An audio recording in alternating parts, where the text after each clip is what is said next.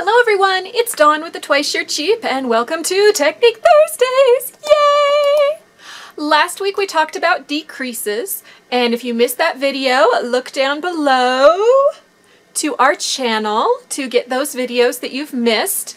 And this week I promised you that we would start a project, so we are going to start this little cell phone bag right here, right here. It's going to take several different techniques to do this that you may not be familiar with. So we are going to start today by learning two of those techniques. We are going to learn the magic cast on that gives you this perfect seamless bottom. And we're going to learn how to do magic loop knitting. This is my favorite way to knit small diameters for socks or for bags or for things like that. So, things you're going to need for today's project and demonstration. You're going to need some worsted weight yarn, and you're going to need a 24-inch or 30 or 36-inch circular needle, whatever you're most comfortable with. I actually like one that's a little bit shorter, so I usually use a 24-inch for something that's kind of small like this or for socks. And you're going to want something in a size that makes a nice firm fabric with your worsted weight yarn. I'm using a size 5, but I knit really loosely, so normal gauge for me for a worsted weight yarn is usually a size 6, and I went down one to a size 5 for this project because you don't want it to be too stretchy, otherwise it'll stretch out of shape with the weight of your cell phone. So, if you have your needles and your yarn, let's get started! The magic cast on allows us to start at the bottom of a bag and to knit a sock and to knit a perfect seamless bottom without needing to Kitchener or to graft in any way. It's almost like a double-sided cast on, so we're going to cast on for this side as well as this side at the same time, and then we're going to magic loop around. To begin, we're going to start with a slip knot and our circular needle. This one I believe is a 24-inch needle. I like kind of a shorter needle for small circumferences. If you like a longer needle, then use a longer needle. We're going to start by putting our two needles together, and our cable is going to be down here in a long tail. We're going to take our slip knot and we're going to put it on the needle that is farthest from us and pull it snug.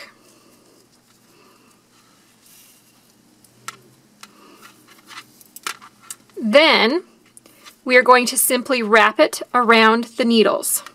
For our bag, we need to cast on 20 wraps, which will equal 20 stitches on each needle or 40 stitches total. But for this demonstration, we're going to start with just 5. So we're going to take our working yarn, and we're going to wrap it over the top and around the back. Okay?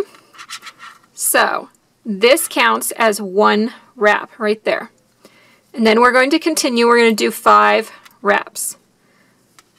2, 3, 4, 5 wraps. And now when we knit these in the magic loop, I know it looks like they're just loose little wraps, but trust me, this works. We're going to pull the yarn to the back. And now, in order to knit, we need one needle with the stitches on it and the other one to work on. So we're going to pull this one that's closest to us. We're going to pull it through the stitches so that the cable is now through the stitches, but they remain on this needle. This is going to be our working needle.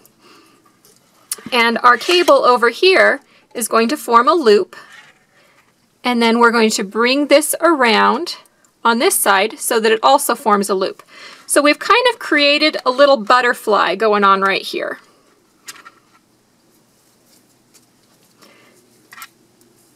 So now to knit this, we are simply going to take this as if it is a stitch, and we're going to knit it and transfer it to the other needle. And our last stitch will be that slip knot. And when we've knit all the stitches on the needle, you'll notice that now it looks like we've got separate stitches on this cable than we do on this needle, and that's exactly what we want. because now we have stitches on this side and stitches on this side. So our 5 wraps have now turned into 10 stitches. In order to knit this other half, we're going to have to rotate our knitting to the right. We're going to pull on our cable to make that needle come back through our stitches. So we're going to shove it back through our stitches.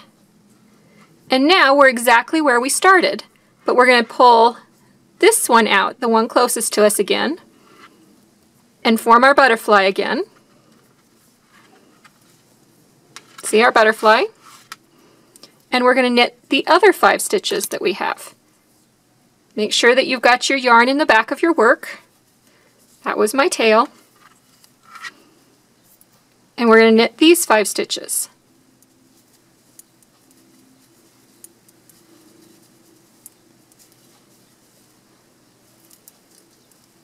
There. Now we have knit all 10 stitches, and you can see that the knitting is beginning to form in between them.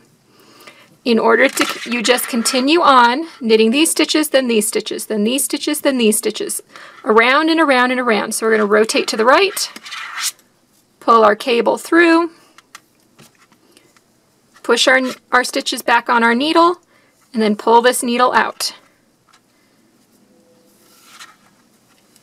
Grab our working yarn again, and knit. Now each time that you switch needles and switch sides, you want to make sure that you pull that first stitch nice and tight so that you don't end up with any ladders or gaps right here. So when you knit that stitch, you want to pull it nice and snug right there so that you don't end up with any gaps. This is very similar to working on double-pointed needles, except that really you now only have 2 needles instead of 3 needles. And some people are not a fan of this method because the cable gets in the way, but really it only does at the beginning. The rest of the time, it moves just as smooth as glass. And you don't have to worry about stabbing yourself with your pointy needles, or with them getting in the way, or of you losing one, heaven forbid.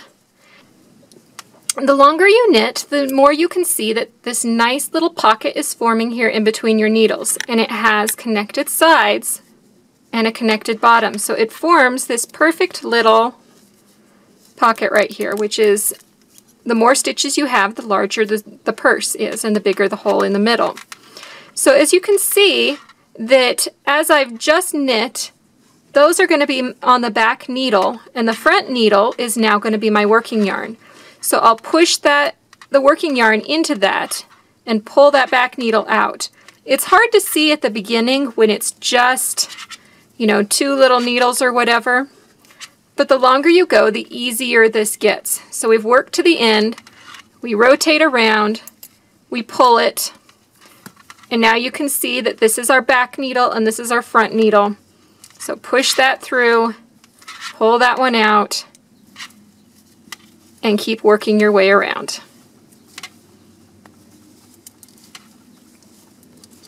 So for our project this week, for our bag, what I'm going to need you to do is I need you to magic loop cast on 10 loops, or I'm sorry, I'm going to need you to cast on 20 loops, which will be 20 stitches on each side. So that's a total of 40 stitches.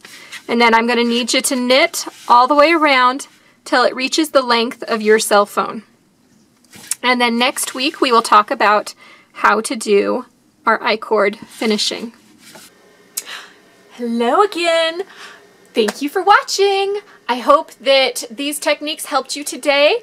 Next week we're going to finish up our bag, so I'm going to need you to knit your length of your bag, and then we're going to learn how to do the I-cord for the strap and how to do the I-cord bind off that does this perfect, beautiful finished edge. So perfect. And we're going to learn that next week. So next week you're going to need your circular needle again, and optionally you can have some double-pointed needles as well. Also, if you want to finish your bag and you want a button like mine, you probably want to procure a button for next week. So we will see you next week. Bye-bye!